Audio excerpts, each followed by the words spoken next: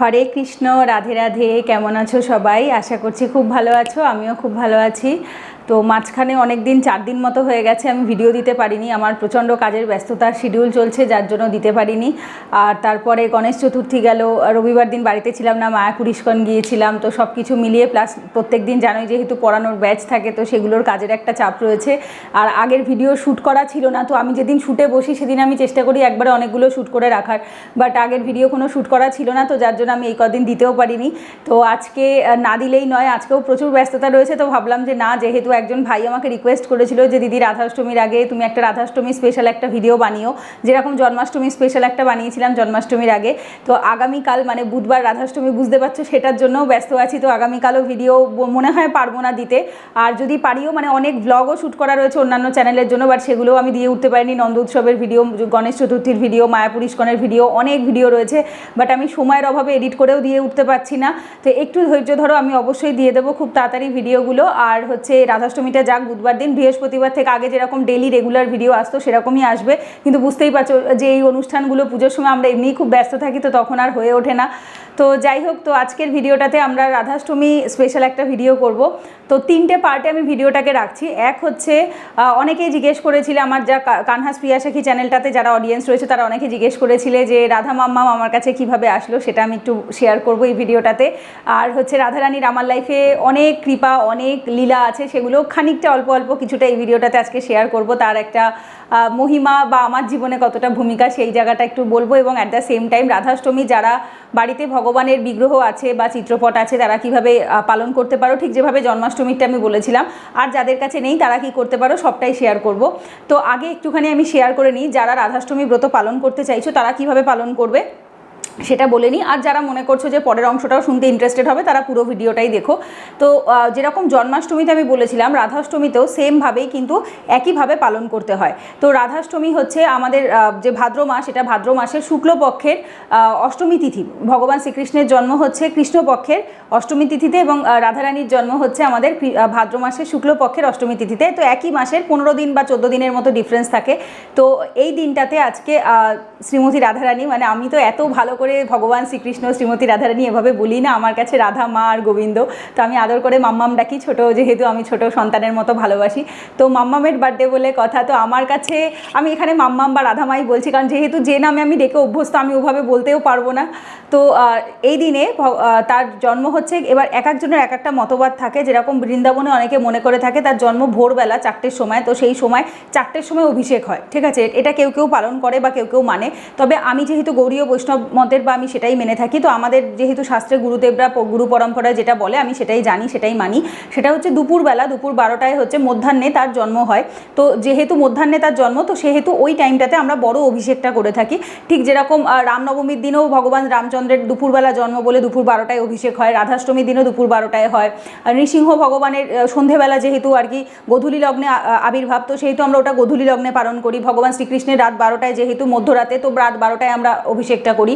তো এক্ষেত্রে যেহেতু জন্মের সময়টা দুপুর 12টা হিসাবে ধরা হয় বা মধ্যাহ্নে ধরা হয়, তো মধ্যাহ্নে আমরা একটা বড় অভিষেক করে থাকি, যেটা জন্মাষ্টমীর দিন রাত 12টায় হয়, সেটাই রাধাষ্টমীর দিন দুপুর 12টায় হয়। তো সকাল থেকে আমরা চেষ্টা করি যে নির্জলা উপবাস থাকলে সব থেকে ভালো হয়, যেহেতু গোটা দিন তো থাকতে হচ্ছে না, মাত্র দুপুর 12টা অবধি, তো সেইটুকু নির্জলা তো যে কেউ থাকতেই পারে, আর যে মাকে ভালোবাসবে সে তো থাকবেই। তো সেই হিসেবে দুপুর 12টা অবধি আমরা নির্জলা রাখার চেষ্টা করি। আর যদি না পারি একান্তই অ্যাটলিস্ট শুধু জল খেয়েও থাকা যায়। তো দুপুর 12টা অবধি, দুপুর 12টার সময় বড় একটা অভিষেক হয়, যে অভিষেকটা জন্মাষ্টমীর দিনে হয়েছিল একদম অ্যাজ ইট ইজ সেম অভিষেক হয়। প্রথমে পঞ্চামৃত দিয়ে দুধ, দই, ঘি, মধু, শর্করা বা চিনির জল, তারপরে 5 রকমের ফলের রস, 5 রকমের ফুলের পাপড়ি, এবং অভিষেকের সময় গলায় ফুলের মালা, ফলের মালা। আমি যেরকম তোমরা জন্মাষ্টমীর লাইভেও দেখেছো, ওই অ্যাজ ইট ইজ একদম সেম হয়ে থাকে।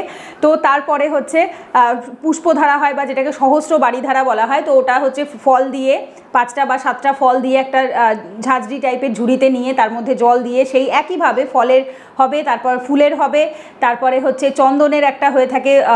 আমরা তারপরে হচ্ছে কাঁচি হলুদ, যেটা আর কি কাঁচি হলুদ বেটে কাঁচি হলুদ লাগানো, কপালে একটা কুমকুম বা সিঁদুরের টিপ পরিয়ে দেওয়া, তারপরে পাতি লেবু, লাস্টে চন্দন দিয়ে করে, তারপরে হচ্ছে 7 রকমের জিনিস দিয়ে আরতি করে তারপর পুরো শুদ্ধ জল দিয়ে স্নান করিয়ে একদম যেরকমভাবে আমি জন্মাষ্টমীতে দেখিয়েছি, যারা জন্মাষ্টমীটা দেখোনি দেখে নিতে পারো, আমার এই চ্যানেলে লাইভ সেকশনে কিন্তু জন্মাষ্টমীর আরতি, ভোগ আরতি বলো বা আদার্স যে সময় মহা অভিষেকটা হয়েছিল সেগুলো সব লাইভ দেওয়া আছে।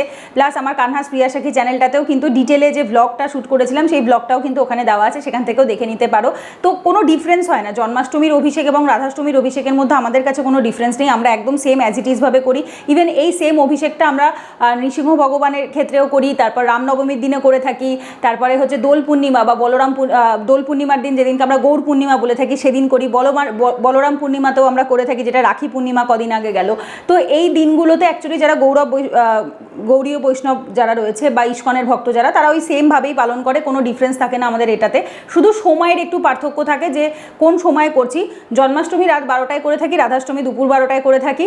এইবার অনেকে ব্রত অন্তে পালন করে নেয়, যেহেতু আমাদের গৌড়ীয় বৈষ্ণবরা শাস্ত্রে সেটাই বলে, যে শাস্ত্রে লেখাই রয়েছে যে ব্রত অন্তে পালন করা যাবে ভাত বা অন্ন দিয়ে, ঠিক আছে। তো ব্রত অন্তে এবার অনেকে থাকে গোটা দিন উপবাস করে, যেরকম একাদশীর দিন আমরা করে থাকি বা নৃসিংহ চতুর্দশীতে যেরকম করি, যে বা জন্মাষ্টমীর দিন যেরকম করি, পুরো দিনটা উপোস থাকলাম, বা যদি খেলামও ফল বা একাদশীর যেরকম সাবুর যে প্রসাদটা হয় সেটা খেলাম, আর পরের দিন ভোরবেলা সূর্য উদয়ের পর পালন করে তারপরে আমরা ব্রতভঙ্গ করি। এইবার কেউ রাধাষ্টমীতে এভাবেও করতে পারে, সেটা তাদের সে কোন সম্প্রদায় থেকে আসছে, তাদের গুরুদেবরা কী শিখিয়েছে সেটার উপর নির্ভর করে।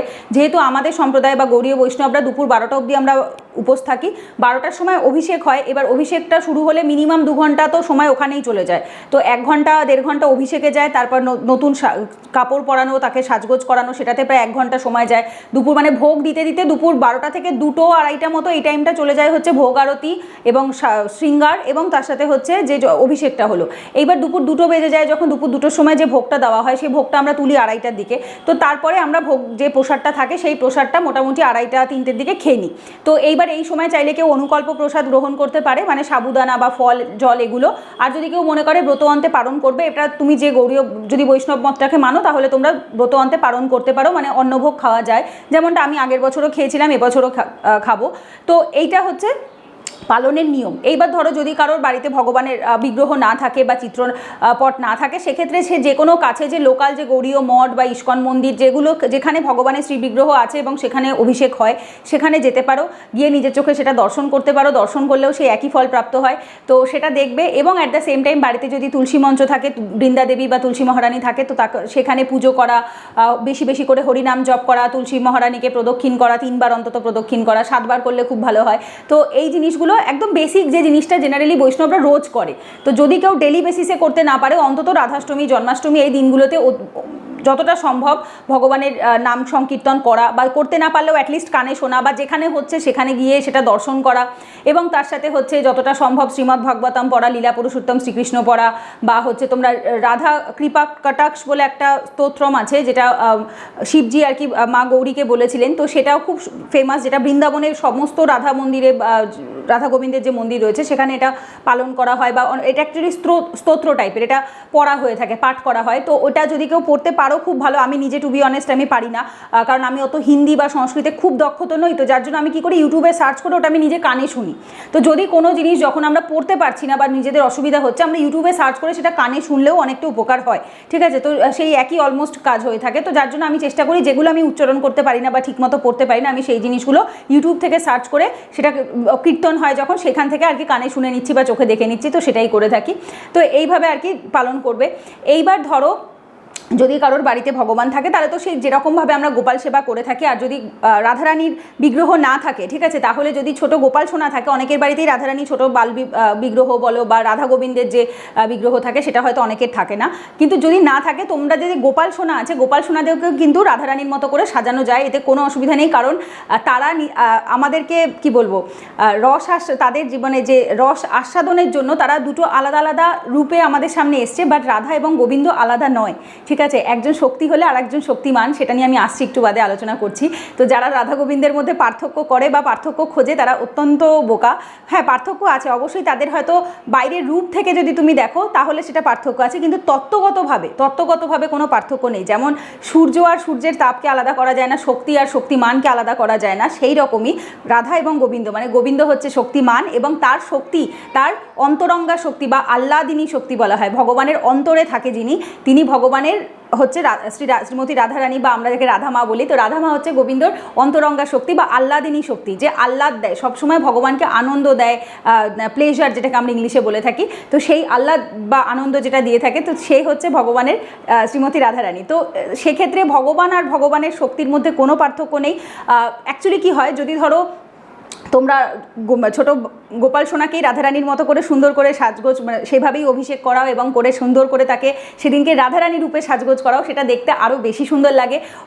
অনেক মাতাজিদের আমি ইউটিউবে ভিডিও দেখেছি যারা ওই সেম জিনিসটা করে, যাদের বাড়িতে রাধারানীর বিগ্রহ নেই তারা। তো আমার ক্ষেত্রে সেটা কখনো হয়নি, কারণ আগের বছর আমি একটু শেয়ার করি এবার আমার এক্সপিরিয়েন্সটা, তোমরা এভাবে করে বাড়িতে পালন করতে পারো। আগের বছর প্রথম রাধাষ্টমী আমি যখন পালন করি, তখন আমার কাছে রাধা গোবিন্দের যে বড় শ্রী বিগ্রহ সেটা তো ছিলই, কারণ আমার জন্মাষ্টমীর দিনই গোপাল সোনা এবং রাধা গোবিন্দের প্রতিষ্ঠা হয়েছিল।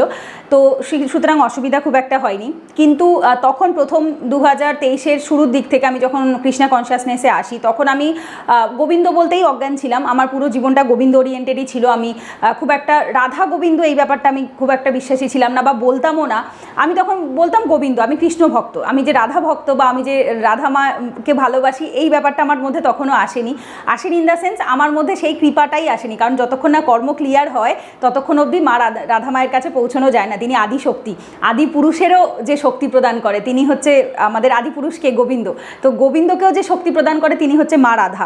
তো রাধা মায়ের কাছে পৌঁছানো এতটা সোজা না। রাধা মায়ের কাছে পৌঁছতে অনেক বেশি পরীক্ষা দিতে হয়, অনেক বেশি তপস্যা করতে হয়। গোবিন্দ যখন কারোর ভক্তিতে সন্তুষ্ট হয়, তখন সে মানে রাধা মায়ের কৃপা তার উপর দেয়, বা রাধা মা তার উপর একটু কৃপা করে, যেটা আমি আমার লাইফে বুঝতে পেরেছি। কারণ আমি ভগবান শিবের কৃপাতে কৃষ্ণা কনসিয়াসনেসে আসা, এবং কৃষ্ণা কনসিয়াসনেসে আসার পর আমার রাধা কনসিয়াসনেস তখনও আসেনি। আমি তখনও ব্যাপারটা অত বুঝতে পারিনি, মানে মা রাধার যে কী কৃপা আর সে যে কে, সেটা কেউ এক্সপ্লেন করতে পারে না। স্বয়ং ভগবানরা, স্বয়ং দেবতারা অবধি সেটা এক্সপ্লেন করতে ব্যর্থ। তো আমার মতো তুচ্ছ অধম মানুষ তো কোথাকার কে, তো সেটা মা আস্তে আস্তে শিখিয়ে নেয়। কারণ এখন আমি অনেকে রাধা রানী বলে, বাট আমার কাছে সে মা, আমার কাছে আমি তার মেয়ে, সে আমার মেয়ে। মানে কী যে সম্পর্ক সেটা আমি তোমাদের বলে বোঝাতে পারবো না। এটা তার কৃপাতেই একমাত্র ভেতর থেকেই আসে। আর তো যখন আমি একটু আমার এক্সপিরিয়েন্সটা শেয়ার করি, তো আমার যখন প্রথম আমি আগের বছর রাধাষ্টমী পালন করি, সেই সময় তো আমার রাধা গোবিন্দ ছিল, তো তাদেরকে সুন্দর করে সাজগোজ করেছিলাম। ওই সেমভাবে অভিষেক হয়, দুপুরবেলা ভোগ অর্পণ করি। ভোগের বিষয়টা নিয়েও আমি আসছি একটু বাদে, কী কী ভোগ তোমরা অর্পণ করতে পারো, রাধা মায়ের কী কী প্রিয় খাবার আছে অবশ্যই বলবো। তো তারপরে এই বছর 2024-এর জানুয়ারি মাসের দিক থেকে বলতে পারো, বা 2023-এর ডিসেম্বরের দিক থেকে, 2023-এর অক্টোবর, নভেম্বর, ডিসেম্বর, এই 3টে মাস আমার লাইফ খুব খারাপ চলে, প্রচণ্ড খারাপ চলে। তো পরীক্ষা, অ্যাকচুয়ালি সব প্রারাব্ধ, পরীক্ষার থেকেও মেন হচ্ছে আগে যে প্রারাব্ধগুলো থাকে সেগুলো ক্লিয়ার হয়। সব প্রারাব্ধ ক্লিয়ার হওয়ার জন্য লাইফে প্রচুর খারাপ ঘটনা ঘটে, যেগুলো জমে থাকে সেগুলো আস্তে আস্তে ক্লিয়ার হতে থাকে, ততক্ষণ অবধি কৃপা পাওয়া যায় না মায়ের। তো সেগুলো যখন ঘটে, তারপর জানুয়ারি মাসের পর থেকে আমি আস্তে আস্তে মায়ের প্রতি অনেক বেশি ইনক্লাইন্ড হতে থাকি। তখন আমি রাধা মা ছাড়া আর কিচ্ছু চিনি না। আমার জগৎ পুরোপুরি মানে রাধা মা সেন্ট্রিক হয়ে যায়। তখন যেন মনে হতো মানে গোবিন্দর কাছে আমি সারাক্ষণ বসে বলতাম, গোবিন্দ আমাকে একটু রাধা মায়ের কৃপা দাও, একটু রাধা মায়ের কৃপা দাও। আমি সারাক্ষণ শুধু, আর সারাদিন একটা গান মুখে শুধু বাজতে থাকতো যে কবে আমি একটু রাধা মায়ের চরণের সেবা পাবো। একটা হিন্দি গান আছে, এই গানটা, তো যে কীভাবে রাধা মায়ের চরণের সেবা পাওয়া যায়, বৃন্দাবনে গানটা খুব ফেমাস একটা গান। তো সেই গানটা আমি সারাক্ষণ শুধু যখন সেবা করতাম তখন আমি এই গানটা গাইতাম। আর যখন কেউ বৃন্দাবনে বার্সানাতে যেত, আমার শুধু চোখ থেকে জল পড়তো, আর এত কষ্ট হতো। আমি শুধু বলতাম যে মা আমি কবে যাব, আমাকে তুমি কবে ডাকবে, আমি একটু কবে বৃন্দাবন যাব, বার্সানা যাব। আমার বৃন্দাবনের থেকেও বার্সানার প্রতি প্রচণ্ড টান আমি অনুভব করি। কারণ এটা সমস্ত সাধু সন্তরাও বলে যে যদি 100 জন বৃন্দাবন যায়, 10 জন বার্সানা পৌঁছতে পারে। সো বৃন্দাবন যদি কেউ চলেও যায়, বার্সানা পৌঁছানো এত সোজা নয়। বার্সানাতে রাধা মায়ের কৃপা থাকলে তবেই পৌঁছানো যায়। তো বার্সানাতে ওই 10% মানুষ যদি যেতে পারে, এবং আমার এত মন চাইতো না যে আমি তোমাদের বলে বোঝাতে পারবো না। তো একদিনকে ফেব্রুয়ারি মাস, এরকম জানুয়ারি ফেব্রুয়ারি 2 মাস 3 মাস এরকম চলে।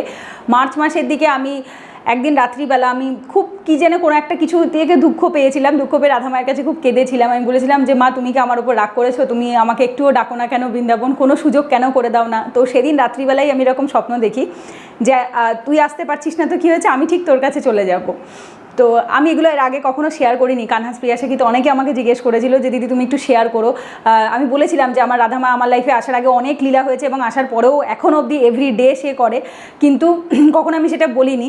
তো আমার মনে হলো আজকে রাধাষ্টমীর আগের দিন এটা সবথেকে ভালো সময়, ভালো সুযোগ যেদিন আমি শেয়ার করতে পারি। আর আমি আজকে বলতে বলতে আমি জানি না অনেকটা ইমোশনাল হয়ে পড়ছি, বিকজ মা আমার কাছে খুব ইমোশনের জায়গা, আমার কাছে অত্যন্ত কি বলবো, বলে বোঝাতে পারবো না। যাই হোক, এটা বলে বোঝানো যায় না। তো আমি যখন মাকে রাত্রিবেলা স্বপ্ন দেখি এবং তখন রাধামা আমাকে এটা বলে স্বপ্নে যে ঠিক আছে তুই আসতে পারছিস না, তো কী হচ্ছে, আমি ঠিক তোর কাছে চলে যাব। তো তার ঠিক 3-4 দিন বাদে মার্চের খুব সম্ভবত 13-14 বা 15 তারিখ এরকম হবে। তো আমার এক স্টুডেন্ট যে আমাকে আগের বছর টিচার্স ডেতে যে আমার ঘরে যে তোমরা দেখো যে শ্বেত পাথরের সাদা যে গোপাল সোনা রয়েছে তাকে দিয়েছিল, প্লাস ও নিজেও কৃষ্ণ ভক্ত। তো ও বৃন্দাবনে ঘুরতে যাচ্ছিল। তো ও আমাকে বললো দিদি আমি 15 তারিখে বা কত তারিখে এরকম একটা বলেছিল যে দিদি আমি বৃন্দাবন ঘুরতে যাচ্ছি। আমি বললাম বাহ, খুব ভালো। বললো দিদি বৃন্দাবন বার্সানা সব ঘুরতে যাবো। অনেক বছর ধরে, লাস্ট 4-5 বছর ধরে কৃষ্ণ ভক্ত, কৃষ্ণা কনসিয়াসনেসে যুক্ত রয়েছে। ওর বাড়িতে অনেক, প্রায় 10-12 জনের বেশি গোপাল সোনা আছে। খুব সুন্দর করে ও সেবা করে, খুব ভালো একটি মেয়ে। তো আমার বিয়েতেও যে আমাকে আর কি সাজাবে, তো আমি ওর কথাই বলছি, সায়নী। তো ও ঘুরতে যায়, তো তখন ও আমাকে বলে দিদি আমি বৃন্দাবনে বার্সানাতে ঘুরতে যাবো। আমি বললাম আচ্ছা, খুব ভালো, আমার শুনে খুব ভালো লাগে। তার 3-4 দিন বাদে ও ওখানে যাওয়ার পরে বোধহয় আমাকে ফোন করে বলে কি দিদি আমি তোমার জন্য একটা সারপ্রাইজ আছে দিদি। তো ও যখন গেছে তখনই আমার মনে ডাক দিয়েছে যে ও এমন কিছু আনবে, মানে হয় রাধামাই আসবে, আমার এরকম একটা মন বলছিল। তো ও আমাকে ফোন করে বলে দিদি তোমার জন্য একটা সারপ্রাইজ আছে, আমি তোমার জন্য একটা জিনিস আনবো বা কিছু একটা আছে, এরকম একটা বলে কথাটা। তো ও আমাকে বলে তোমার জন্য একটা সারপ্রাইজ আছে, ফোন করে যখন বলে তখন আমি বলছি কী রাধামা? তখন বলছি তুমি কী করে বুঝলে দিদি? আমি বলছি আমার মন বলছিল, আমাকে বলেছিল যে আমি যদি, মানে তুই যদি আসতে না পারিস আমি ঠিক তোর কাছে চলে আসব। এবং ও সত্যি ওখানে গিয়ে যে দোকান থেকে আর কি রাধামাকে নেয়, সেখান থেকেও আমাকে একটা ছবি পাঠায়। এটা আমি এই চ্যানেলে বা আমার অন্যান্য চ্যানেল যেগুলো ছিল সেগুলোতে সবকটাতেই পোস্ট করেছিলাম। পূজা চক্রবর্তী এডুকেশনটাতেও দেওয়া আছে, কানহাস পিয়াশাকিতেও আছে, পূজা বিশ্ব ব্লগ যে চ্যানেলটা, ওখানেও আমি শেয়ার করেছিলাম। সেই দিনটা আমার লাইফে সবথেকে বেস্ট ডে ছিল, মানে বেস্ট ডে টিল ডেট। আমি লাইফে তো অনেক ভালো দিন পেয়েছি, বাট ওই দিনের মতো ভালো দিন আমি আমার লাইফে কোনোদিনও পাইনি, যেদিন আমি প্রথম আমার মাকে, ছোট্ট মাকে আমি হাতে নেই। তো ও আমাকে বলে যে আমি যখন বলে যে একটা সারপ্রাইজ আছে, আমি বুঝতে পেরে যাই। ও বলছে তুমি কী করে বুঝলে? আমি তো ভাবতে পারিনি তুমি বুঝতে পেরে যাবে। আমি জানতাম, আমাকে বলেছিল আসবে, আমার মন বলছিল, কারণ আমার অনেক দিন ধরে মনে হতো সে আসবে আমার কাছ থেকে। কারণ আমি যে গোপাল সোনাকে যেভাবে সেবা করি, বড় ভগবানের বিগ্রহকে তো সেভাবে করা যায় না। ছোট বাচ্চার মতো কোলে নেওয়া, আদর করা, 4 বেলা খাওয়ানো, 5 বেলা খাওয়ানো, ঘুম পাড়ানো, একটা নিজের সন্তানকে আমরা যতটা স্নেহে, যতটা ভালোবাসা দিয়ে, আদর দিয়ে বড় করি, ঠিক সেভাবেই আমরা গোপাল সোনাদের সাথেও তাই করি। তো সেটা আমি চাইলেও রাধা মায়ের ক্ষেত্রে করতে পারতাম না। আমার মনে হতো আমি একটু যদি এরকমভাবে করতে পারতাম আমার খুব ভালো লাগতো। আমি সবসময় মন থেকে চাইতাম। তো যার জন্য তারপরে সে আমাকে ও নিয়ে আসে বোধহয় 27শে মার্চ, 2024-এর 27শে মার্চ বা 27 বা 28শে মার্চ এরকম হবে। তো ও একদিন আমাদের বাড়িতে ও ঘুরে আসার পরে আমাকে দিয়ে যায়। এবং যখন দিয়ে যায় না, ও একটা ছোটো ঝুড়ি ব্যাগের মধ্যে করে নিয়ে এসেছিলো। বার করে আমি যখন কোলে নিয়ে আদর করি, আমার যে তোমাদের বলে বোঝাতে পারবো না, আমি প্রচণ্ডভাবে আনন্দে কেঁদেছি। কারণ ওই দিনটা মনে হচ্ছে আমার লাইফের বেস্ট ডে। এখনও অবধি আমার লাইফে প্রচণ্ড, মানে আমার কখনো মনেই হয়নি যে সে বিগ্রহ রূপে এসছে, কারণ সে স্বয়ং এসেছিল। আমার এটা ভীষণভাবে মনে হয় এবং সে সবসময় থাকে আমার কাছে। আমি সেটা প্রত্যেক মুহূর্তে, প্রত্যেকটা জিনিস আমি সেটা ফিল করতে পারি। তো যখন নিয়ে আসে তখন তো ঝুড়ি ব্যাগের মধ্যে করে নিয়ে এসেছিলো। তো আমার বডির মেয়ে, ও খুব ছোটো বয়স থেকে, 2-3 বছর বয়স থেকেই রাধে রাধে করে, খুব গোপাল সোনাকে কোলে নেওয়া, ঘুম পাড়ানো। আমার 2 দিদির ছেলে মেয়ে ভীষণ ভগবান ভক্ত হয়েছে, ভগবানের কৃপাতেই হয়, এমনি এমনি হয় না। হলে আমরা তো 28 বছর 27 বছর বয়সে এসে ভগবানের নাম জেনেছি, ওরা তো জন্ম থেকেই কীর্তন শুনে বড় হচ্ছে, গোবিন্দ সেবা দেখে বড় হচ্ছে, করে বড় হচ্ছে। তো ওদের ওপর ভগবানের কৃপা, অশেষ কৃপা রয়েছে। ওদের কর্ম আমাদের থেকে অনেক বেশি পবিত্র, সেই জন্যই ওরা সেটা পেরেছে।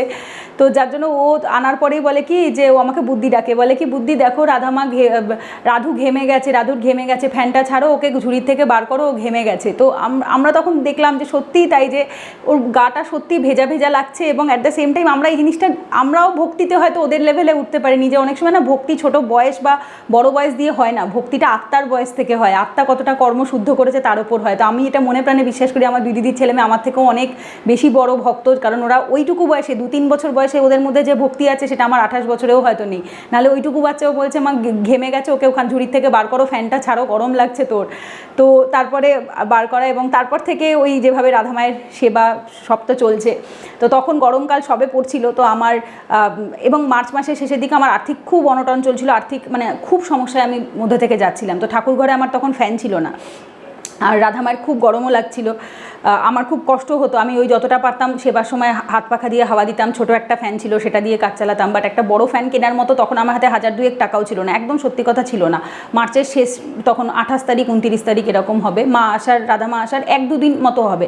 তো আমি তখন একদিনকে নাম জপ করতে করতেই আর কি ওঠার সময় দেখছি যে পুরো ঘাম ঘাম লাগছে, ভেজা ভেজা লাগছে। তো তখন আমি শুধু বললাম কি যে যদি আমার হাতে কোনোভাবে 2,000 টাকাও চলে আসে না, আমি মানে বা যদি একটা ফ্যান কেনার মতোও টাকা আসে, আমি সবার আগে গিয়ে মায়ের জন্য একটা ফ্যান কিনবো ঠাকুর ঘরের। তো এই কথাটা আমি বলে আমি বোধহয় 2-3 ঘন্টা হয়েছে আমি এসে ক্লাস করাতে শুরু করি। তো যখন আমি ক্লাসটা বন্ধ করে আমি অন্যান্য কাজের জন্য যখন ফোনটা রাখি, তখন দেখি আমার অ্যাকাউন্টে 2,000 টাকা ঢুকলো। আই ওয়াজ লাইক, এখন তো 2,000 টাকা মাসের শেষ, আমি মায়না পাবো না, 2,000 টাকা এখন কোত্থেকে আসবে? তো একটি ছেলে আমার অ্যানথ্রোপোলজি কোর্সে ভর্তি হয়, অ্যানথ্রোপোলজি অপশনালের রেকর্ডেড ক্লাসের কোর্স ছিল বোধহয়, সেটাতে বোধহয় ও ভর্তি হয়েছিল। এবং ভর্তি হয় যখন সে মানে যেহেতুগুলো রেকর্ডেড ক্লাস থাকে, সে একবারে 2,000 টাকা পে করে ভর্তি হয়। আই ওয়াজ লাইক, মানে আমি এরকম অবাক হইনি, আমি শুধু জাস্ট সেই সময় আমার কোনো মায়না পাওয়ার কথা না। এবং সবথেকে বড় ব্যাপার, সেই ছেলেটির হোয়াটসঅ্যাপে যখন সে আমাকে স্ক্রিনশট পাঠায়, নাম পাঠায়, যখন তাকে আমি ব্যাচে ভর্তি করব, মানে কি বলবো, আমি তো ভিডিও এডিট করি না, এডিট করলে আমি পাশে দেখিয়ে দিতে পারতাম তোমাদেরকে। ছেলেটির যে প্রোফাইল ফটোটা, সেখানে শিলা প্রভুপাদজির একটি ছবি, ডেসক্রিপশানে হরে কৃষ্ণ লেখা, এবং সে আমাকে মেসেজের প্রথমেই লিখেছে, হরে কৃষ্ণ দিদি, রাধে রাধে, আমি অ্যানথ্রোপোলজি অপশনালে ভর্তি হয়েছি, আমাকে একটু গ্রুপে অ্যাড করে দাও। তো গোবিন্দ স্বয়ং না আসলেও গোবিন্দ তার ভক্তদের পাঠায় আরেকজন ভক্তকে উদ্ধার করার জন্য। এবং সেই দিনের পর থেকে এরকম প্রত্যেক দিন ছোটোখাটো সে প্রত্যেক মুহূর্তে লীলা দেখায়। মানে আমি যদি মুখ থেকে একটা কথাও খসিয়ে বলেছি যে আমি কখনো চাই না যে এটা হোক, কিন্তু বাই চান্স যদি কখনো মাকে বলি যে মা যদি এটা হতো ভালো হতো, সে যে কোথার থেকে কি করে ম্যাজিক করে সব করে দেয় আমি নিজেও বুঝতে পারি না। এবং এটা আমি তোমাদের বলে বোঝাতে পারবো না, কারণ হচ্ছে রাধা মায়ের কৃপা অসম্ভব, সর্বোচ্চ, সবার থেকে ওপরে। এটা যে ফিল করেনি সে বুঝবে না, সে কোনোদিনও বুঝতে পারবে না। এবং এটা কাউকে তুমি বই পড়িয়ে, শাস্ত্রের জ্ঞান দিয়ে, বা হচ্ছে কাউকে তুমি এক্সাম্পল সেট করে, প্রমাণ দিয়ে, এটা তুমি কাউকে বিশ্বাস করাতে পারবে না। যেমন ধরো আমি যেরকম প্রভুজিদের যাদের ভিডিও দেখি, 2 দিন আগেই একটা ভিডিও দেখলাম, যে 2 দিন না 1 দিন আগেই রাধাষ্টমী স্পেশাল একটা ভিডিও দিয়েছে মাই আশ্রয় বলে যে চ্যানেলটা আছে, নামটা আমি ভুলে যাচ্ছি, অমোঘলীলা প্রভুর একটা ভিডিও দেখেছি, 37 মিনিটের ভিডিও, ভীষণ ভালো। আমি আমার হোয়াটসঅ্যাপেও শেয়ার করেছি। তিনি প্রত্যেকটা প্রমাণ দিয়ে দেখিয়েছেন, প্রত্যেকটা শাস্ত্রের প্রমাণ, একটা দুটো নয়, কম করে 37 মিনিটে বলতে গেলে 37টারও বেশি, উনি তার থেকেও বেশি প্রমাণ দিয়েছেন যে রাধারানী কে, রাধারানীর তত্ত্ব বুঝতে গেলে কতটা ওপরে উঠতে লাগে, তবে গিয়ে কেউ বুঝতে পারে। তো ওটা দেখার পরে তোমরা হয়তো ওটা দেখতে পারো, সার্চ করে দেখে নিতে পারো, মাই আশ্রয় চ্যানেলের নাম, অমোঘলীলা প্রভুর রাধা তত্ত্বের ওপরে জাস্ট 2 দিন আগে বা 1 দিন আগে একটা ভিডিও দেওয়া।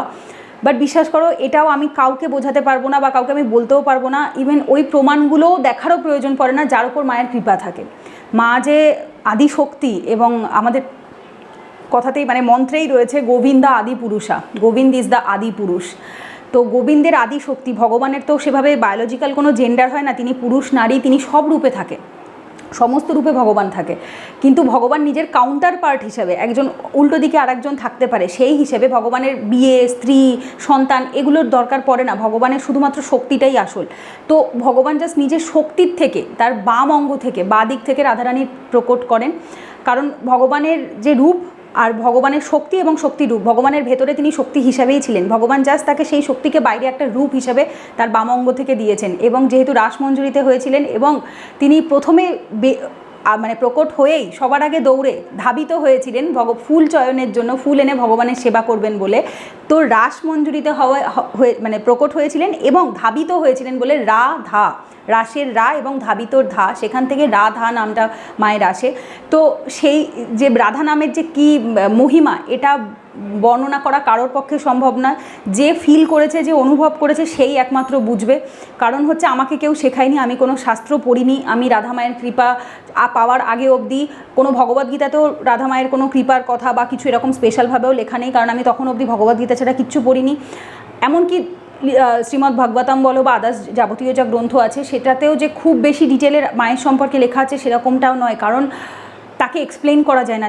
তিনি নির্গুণাতীত, মানে আমি বারবার বলছি গুণেরও অতীত যিনি, ত্রিগুণাতীত মানে হচ্ছে 3টে গুণেরও অতীত। তো ভগবানকে যে মোহিত করে সব, মানে কি বলবো তোমাদের, আমি বলে বোঝাতে পারবো না যে ভগবান শ্রীকৃষ্ণ তো সবার ওপরে, কিন্তু তার ওপরেও যদি কেউ থাকে যাকে তিনি অবধি পুজো করে, তিনি অবধি তার নামে ধ্যান করে, তিনি অবধি সবসময় কী বলবো তার প্রতি সমর্পিত থাকে, তো তিনি হচ্ছে রাধামা।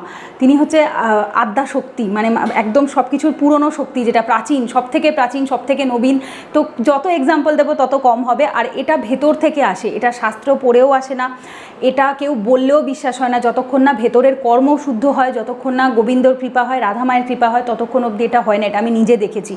আগে যখন কেউ বলতো তখন মাথার ওপর থেকে যেত, যখন কেউ বলতো বিশ্বাস হতো না, কারণ যারা বিশ্বাস করবে না তারা শুনেও বিশ্বাস করবে না, তারা প্রমাণ দেখেও বিশ্বাস করবে না। আর যার ভেতরে কৃপা আসবে, যার ওপর মায়ের কৃপা আসবে, তার কোনো প্রমাণ লাগবে না, সে তাকে মা নিজে স্বয়ং বুঝিয়ে দেবে সে কে। তো তখন আর সে রাধারানী ডাকতে পারবে না, তখন আর তার মুখ থেকে রাধারানী আসবেই না। সে জানবে সে আমার স্বামিনী, সে আমার মা, সে সব কিছুর ওপরে। তো তখন তার মা ছাড়া আর কিছু আসবেই না। তো আমি যেহেতু রাধা গোবিন্দের বিগ্রহের সাথে যে রাধামা রয়েছে তাকে আমি রাধামা ডাকি। আর যে আমার ছোট্ট মাম্মাম বৃন্দাবন থেকে এসছে আমার কাছে, তো তাকে আমি মাম্মাম ডাকি। আমার কাছে সে মা আর মাম্মাম, এর বাইরে আমার কাছে আর তার সাথে আর কোনো কিছু নেই।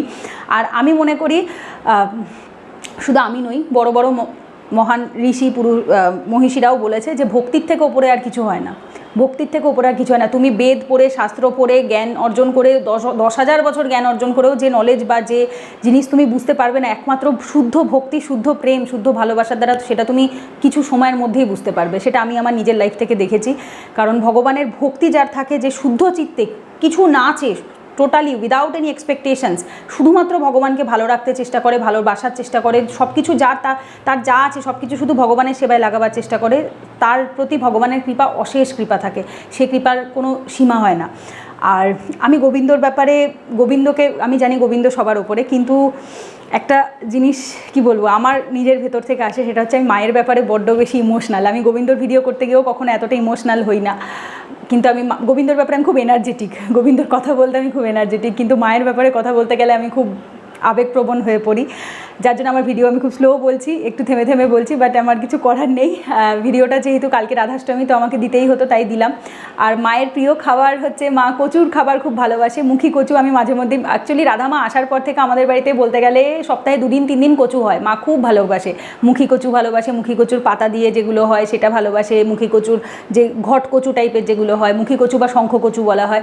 তো মা কচুর যে কোনো আইটেম খুব ভালোবাসে, কুমড়ো খুব ভালোবাসে, আতা ফল খুব ভালোবাসে, মিষ্টির মধ্যে যেরকম মালপোয়া খুব ভালোবাসে, পায়েস জন্মদিনে তো করতেই হবে, তো পায়েস খুব ভালোবাসে। তো এরকম অনেক খাবার আছে যেগুলো মায়ের খুব প্রিয়। এছাড়া হচ্ছে ফুল যেগুলো হয়, চাপা ফুল বা অনেকে কাঠগোলাপ নামেও বলে থাকে, তো আমরা চাপা ফুল বলেই বেশি জানি। তো সেই ফুলগুলো দিয়ে মায়াপুর ইস্কনে প্রত্যেক দিন মাকে খুব সুন্দর করে সাজানো হয়। তো আমি রবিবারেই, আজকে তোমাদের কি বার, মঙ্গলবার, ভিডিওটা বিকেলে শ্যুট করছি, তো রোববার দিনকেই মায়াপুর গিয়েছিলাম। তো আবার যাব। মায়াপুর আমার সেকেন্ড হাউস অ্যাকচুয়ালি। আমার যখনই মন চায় আমি গোবিন্দকে দেখতে চাই, আমি মায়াপুর চলে যাই। কারণ আমার কাছে গোবিন্দ হচ্ছে মায়াপুরের গোবিন্দ, মানে এটা আমার ভেতর থেকে আসে। আমি ওই গোবিন্দর যে রূপটা, ওটাই আমার কাছে গোবিন্দ রূপ। আর বাকি যারা, তার সাথে আমার বাকি আমার বাড়িতে যে ভগবানের বিগ্রহ আছে তাদের সাথে আমার সম্পর্ক আছে। কেউ যজ্ঞু দাদা, কেউ আমার সন্তান, কেউ আমার বন্ধু। কিন্তু গোবিন্দ রূপে, যাকে আমি ভগবান রূপে মানি, প্রভু রূপে দেখি, যার আমি নিত্য দাস আর যার নিত্য দাসী, তো সে হচ্ছে মায়াপুরের যে রাধা গোবিন্দ রয়েছে, তার আমি নিত্য দাসী। তো এটা আমার ভেতর থেকে আসে। তো যাই হোক, আর তোমরা রাধাষ্টমী পালন করো, অতি অবশ্যই। জন্মাষ্টমী পালন করলে রাধাষ্টমী অবশ্যই করতে হয়, না হলে সেটাকে অসম্পূর্ণ মানা হয়। কারণ রাধা এবং গোবিন্দ এরা কেউ আলাদা নয়, ঠিক আছে? যদি কেউ রাধে রাধে বলে তাতেও সে কৃষ্ণ কৃষ্ণই বলে, আর যদি কেউ কৃষ্ণ কৃষ্ণ বলে তাতেও সে রাধে রাধে বলে। যদি কেউ রাধে কৃষ্ণ বলে তাহলেও সে যা বলে, হরে কৃষ্ণ বললেও সে তাই বলে। দেয়ার ইজ নো ডিফারেন্স, কোনো পার্থক্য নেই, কোনো কিছুর মধ্যে পার্থক্য নেই। তো ভগবানের নাম অনেক হতে পারে, রূপ অনেক হতে পারে, ভগবানের পুরুষ মহিলার মধ্যে কোনো ভেদাভেদ হয় না। ভগবান শুধুমাত্র শক্তি এবং শক্তিমান, আর কিচ্ছু না। এবং তাদেরকে তুমি আলাদাও করতে পারবে না, কারণ শক্তি আছে বলেই সে শক্তিমান, শক্তি না থাকলে সে শক্তিমানও হতো না।